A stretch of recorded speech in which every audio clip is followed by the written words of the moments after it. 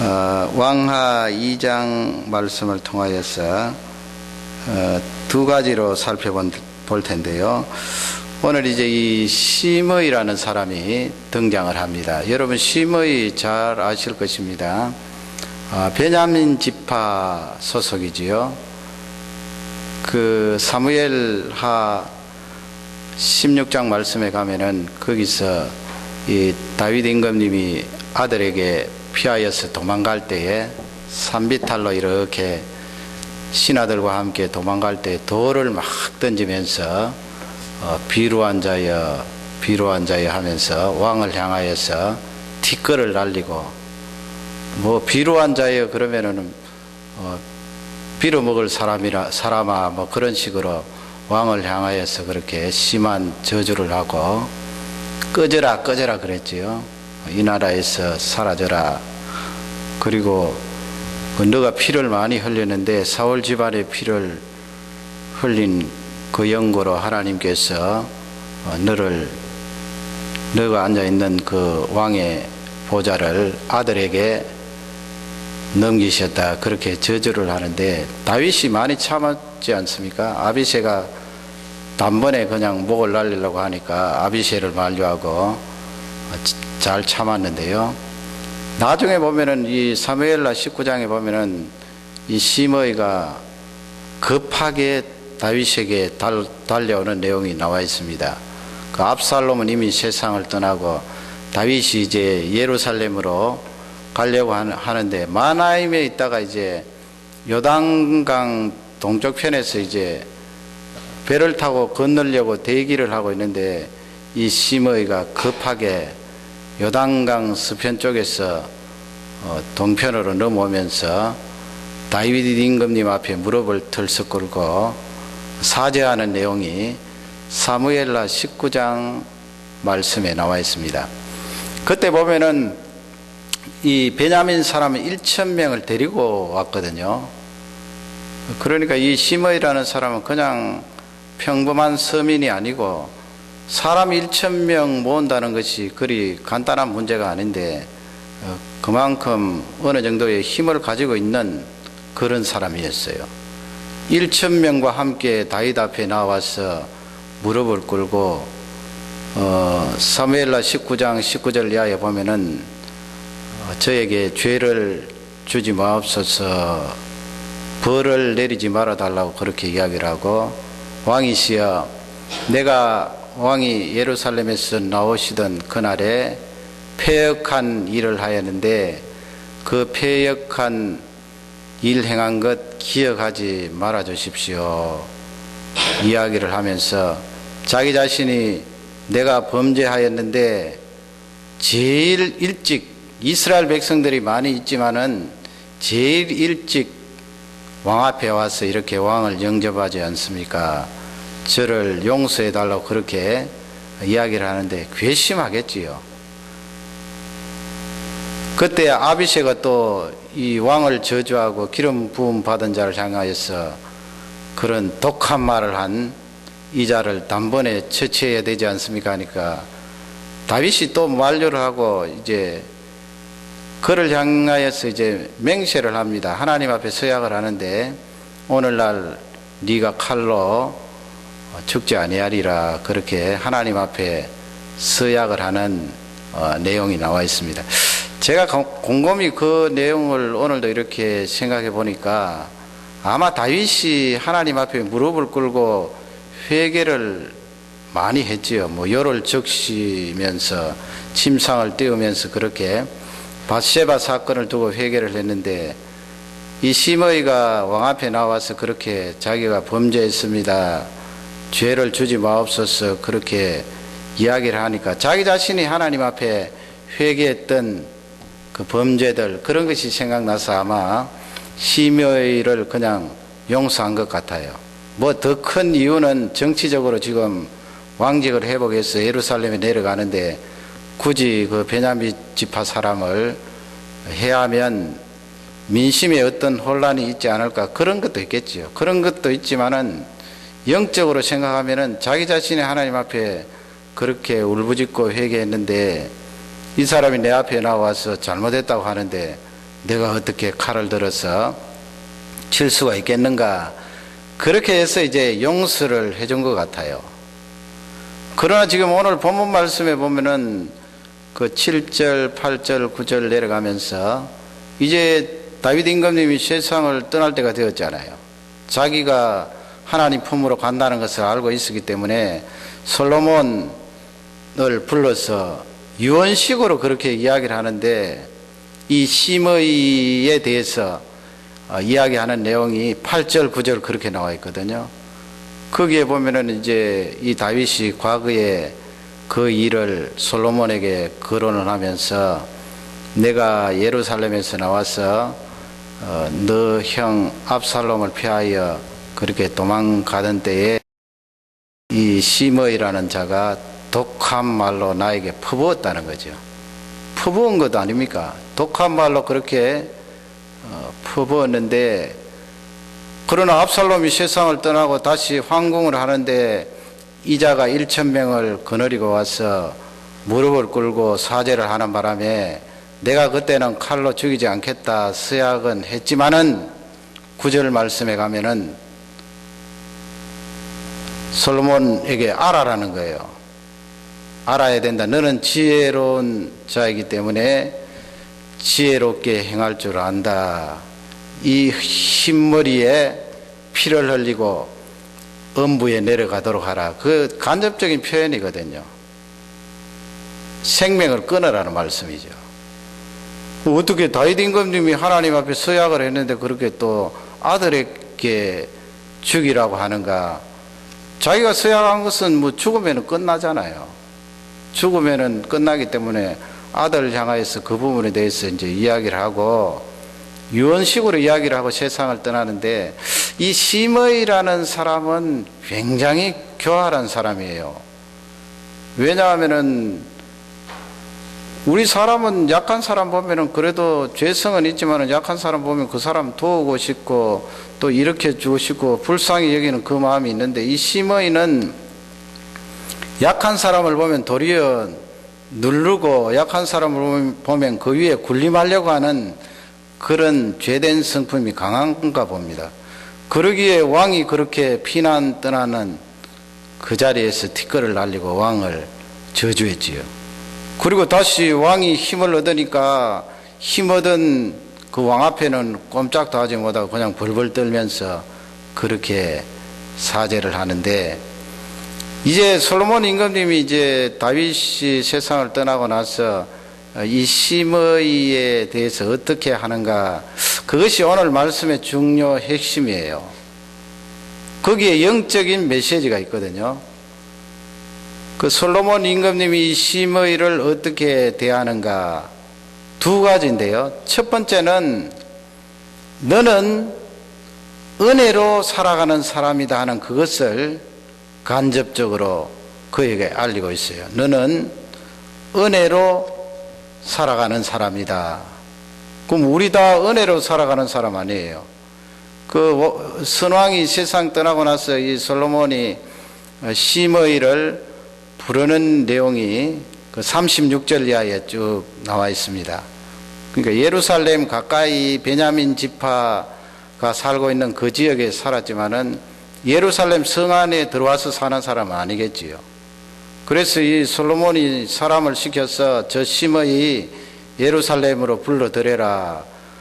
그래서 이야기하는 내용이 이제 36, 37 그렇게 38절 그렇게 나오는데, 그 이야기 요지는 그 심의를 불러서 너는 지금부터 나를 위하여서 이 예루살렘에 집을 짓고 여기에 살아라 그러는 거예요. 그리고 이 예루살렘에서 떠나서 기드론 시내를 건너면 너는 죽을 것이다. 너의 피값이 너의 머리 위에 흐를 것이다. 그런 이야기를 하는데, 예루살렘을 떠나지 못하도록 그렇게 솔로몬 임금님이 이야기를 한 거예요. 그러니까 38절에 보면은 이 심의가 왕의 말을 받아서 왕의 말씀이 좋습니다. 그렇게 이야기하지요. 좋습니다. 왕의 말씀대로 제가 그렇게 행하겠습니다. 그래서 여러 해 그렇게 지나게 되었어요. 물론 여러분 정치적으로 보면은 다윗이 아들에게 이제 저 시므이라는 사람 틀림없이 솔로몬 시대에도 반역할 가능성이 있기 때문에 아들에게 그렇게 한 거거든요.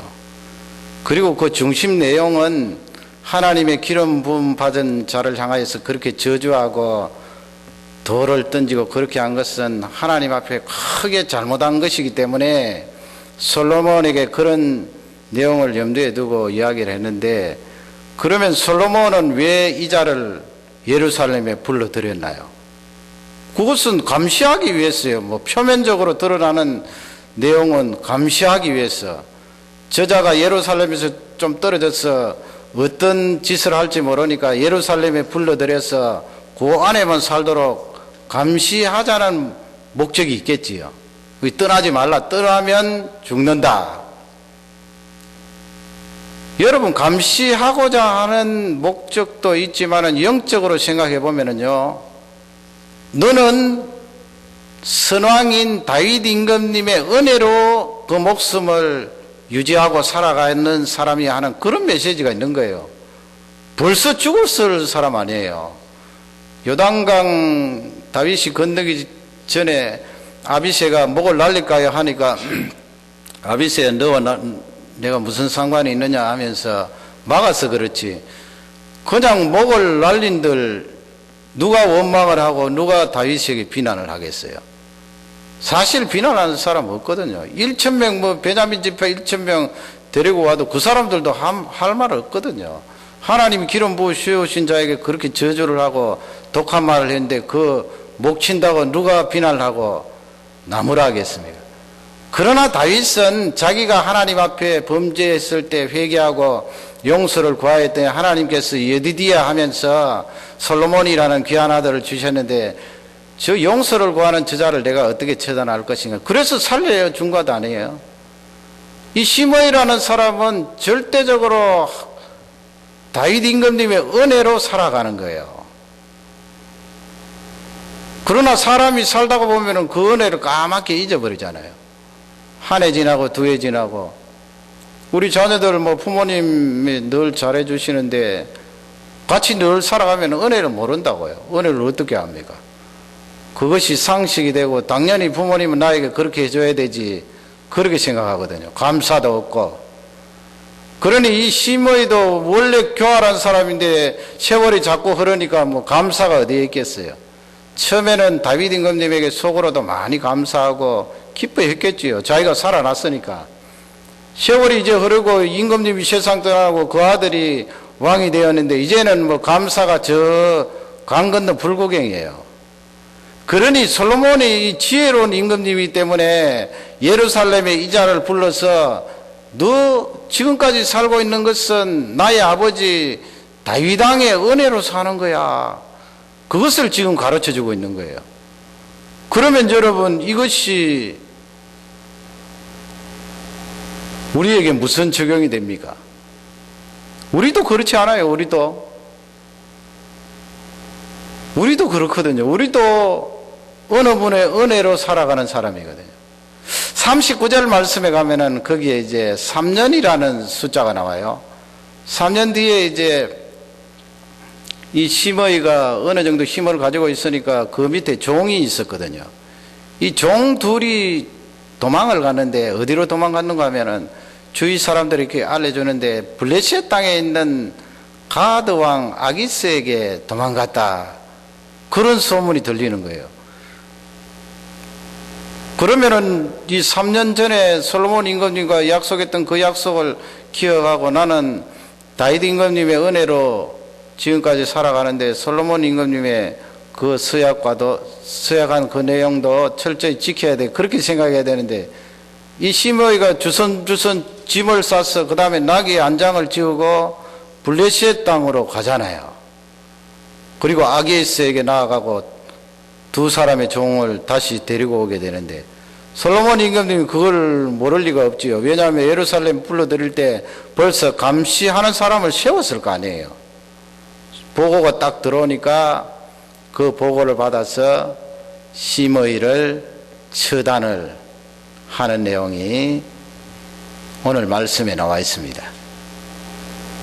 시므에게 던진 중요한 메시지는 너의 목숨은 다윗 임금님이 살려준 그 은혜로 산다는 것을 시므에게 가르치고 그 실물 교육을 통하여 알도록 깨우쳐 주었는데 이 시므이가 끝까지 그것을 알지 못했지요. 3년이 지나자 다 풀려버려서 그것을 어기는 바람에 이 세상을 떠나게 되었어요. 두 번째로 그래서 우리에게 주시는 메시지는 시므이뿐만 아니고 나를 향하여서도 나도 은혜로 살아가는 사람이다. 그것을 알려주는 거예요. 나도 몇천 년 전에 시므이가 아니고 내가 하나님의 은혜로 살아가는 사람 아니에요. 에베소 2장 말씀처럼 허물과 죄로 죽었던 너희를 하나님께서 살리셨도다. 하나님께서 살리신 은혜가 아니면 우리가 어떻게 지금 살아갑니까? 그래서 하나님께서 영적으로 우리에게 이렇게 테두리를 주셨어요. 울타리. 울타리는 하나님이 나를 부르셔서 그 울타리 속에 집어넣으시고 나를 감금시키고 나를 꼼짝달싹하지 못하게 자유를 억압하는 그런 울타리가 아니고요. 나를 살리시려고 그런 예루살렘이라는 울타리를 다 주셨다고요. 그 울타리 속에 우리가 살아가야 되는데 그 울타리를 벗어나 버리면 죽는단 말이에요. 물론 여러분 교리적으로 하나님께서 한번 구원한 자를 구원 주셨다가 빼앗았다가 그런 것은 아니죠. 한번 예수 그리스도를 영접하고 구원함을 받으면 영원한 생명이 보장되어 있지만은 예를 들어 구원함을 받은 자라도 하나님이 쳐놓으신 그 울타리를 예루살렘을 벗어나서 블레셋이라는 죄악 속에 들어가 버리면은 육신은 망할 수 있잖아요. 육신은 멸망당할 수 있다고요. 그 영혼은 하나님께서 끝까지 보존하셔서 건져 주시겠지만은 우리가 이 세상에 살 때 육신은 멸망당할 수 있어요. 그래서 이 메시지는 하나님 아버지 나는 철저히 하나님 은혜로 살아가는 사람입니다. 그것을 깨달아라는 거예요. 내가 지금 살아있는 것도 건강을 가지고 있는 것도 지금 말을 하고 있는 것도 지금 기도하고 있는 것도 오늘 이 자리에 나온 것도 하나에서 10가지 하나님 은혜가 아닌 것이 없습니다. 하나님 아버지의 은혜로 말미암아 오늘 내가 살고 오늘 내가 있게 되었습니다. 그러나 여러분 따지고 보면 우리도 시므이와 다를 바가 없어요. 한 3년 이렇게 3년이란 그 숫자는 1년, 2년, 3년 반복이잖아요. 1년째는 잘 견디다가 2년째는 조금 잊어버리다 3년째 가서는 까맣게 잊어버리고 나중에는 내가 하나님의 은혜로 살아가는 사람인가 그것마저도 망각해버리고 입만 열면 불평이 나오고 원망이 나오고 그렇게 되면은 시므이하고 다를 바가 없다는 것입니다. 하나님 아버지 저는 하나님의 은혜로 살아가는 사람입니다. 이 고백을 늘 해야 돼요. 그리고 교회라는 울타리 있지 않습니까? 무교의 주의자들도 있지만은 그 사람들 교회라는 울타리를 벗어나면 우리가 아무리 신앙이 좋아도 그 신앙을 유지할 수 있나요? 예배라는 울타리가 있는데 예배라는 울타리 한 번, 두 번 자꾸 빠져버리면은 우리의 이 믿음이 어디로 간지 휑 떠나버리고 없고 기도라는 울타리, 말씀이라는 울타리 그 울타리를 하나님이 우리에게 주셨어요. 나를 살리고 나를 더 자유케 하시려고 그 울타리를 주셨는데 그 울타리 속에 살아가면서 하나님의 은혜를 망각하지 않고 고백을 해야 됩니다. 하나님 아버지 오늘도 하나님의 은혜로 사는 존재입니다. 하나님 은혜가 아니고서는 살 수가 없습니다. 7절에 보면은 거기 바르실레 그렇게 되어 있는데요. 바르실레 길르앗에 사는 아주 부자예요. 이 바르실레가 다윗이 요단강을 건너서 마하나임의 군사들과 함께 신하들과 함께 거할 때 이 바르실레가 많이 사무엘라 17장 29절을 보면은 바르실레가 와서 거기에 버터도 주고 또 치즈도 주고 또 금포도도 주고 군사들이 이 저장해 놨다가 먹을 수 있는 그런 식물들을 늘 공급해 주었어요. 얼마나 고맙습니까? 아니 이 베냐민 지파 시므이는 그냥 지나가는데 왕을 향하여 티끌을 날리고 돌을 던지는 그런 사람도 있는데, 이 부자 바르실레는 그렇게 왕을 섬기고, 우리 사람이 약삭 빠르거든요. 힘이 있을 때는 그 주위에 사람들이 많이 있는데, 힘이 상실되면은 있는 사람이 누가 있습니까? 다 떠나버리죠. 그러나 이 바르실레는 그렇게 음식을 갖다 주면서 왕을 공개했는데, 임금님이 너무 고맙잖아요. 요단강을 이제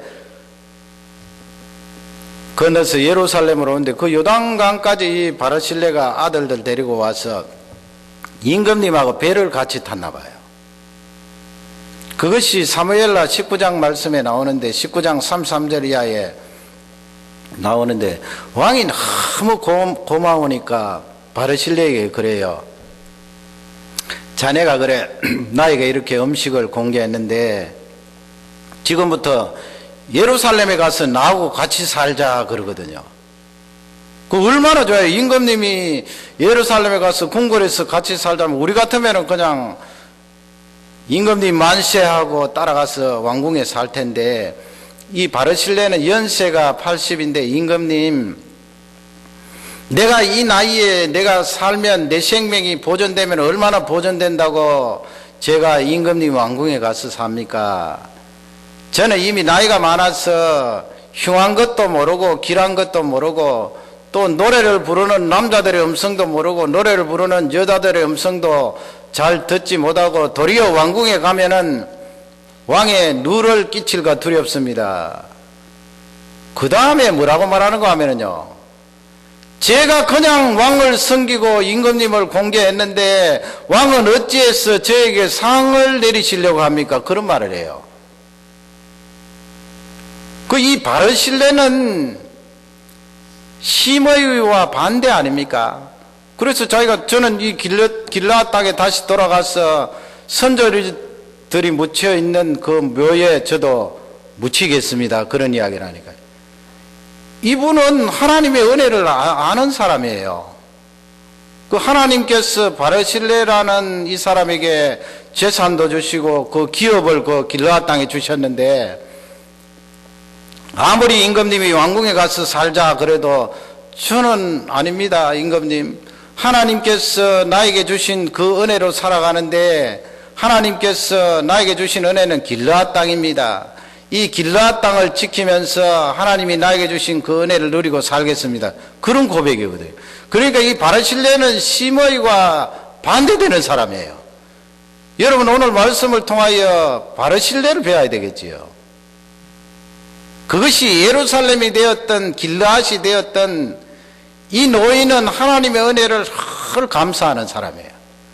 내가 캐나다에 살든 한국에 살든 하나님의 은혜로 살아가잖아요.